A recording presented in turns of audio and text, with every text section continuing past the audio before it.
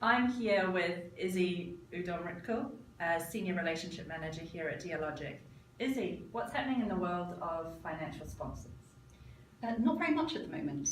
So in this year to date, we've seen the lowest levels of M&A buyouts and exits since 2009. And that global trend is being replicated in EMEA as well.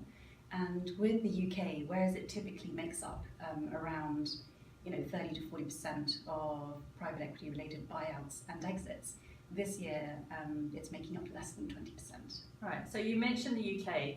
Do you see that as a result of Brexit? Only to a limited extent.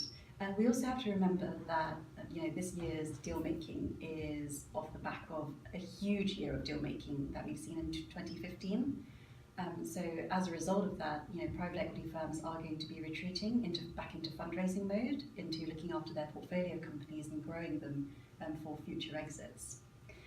We also have to remember that the majority of private equity firms have a very global presence and as a result a diversified portfolio. So they'll be less affected by the effects of the UK referendum. On the other hand, the smaller firms with large exposure to the UK will still be looking at what happens in the negotiations in access to the single market. That said though, the overall impact of Brexit shouldn't be exaggerated too much. Private equity firms have operated before under extremely unfavourable circumstances, whether that's been the collapse of oil prices or the Arab Springs or the Eurozone crisis or other periods of deep recession.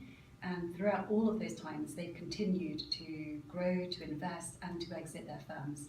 And there's nothing to suggest that they won't be able to continue doing that. Great. Thank you, Izzy. Thanks.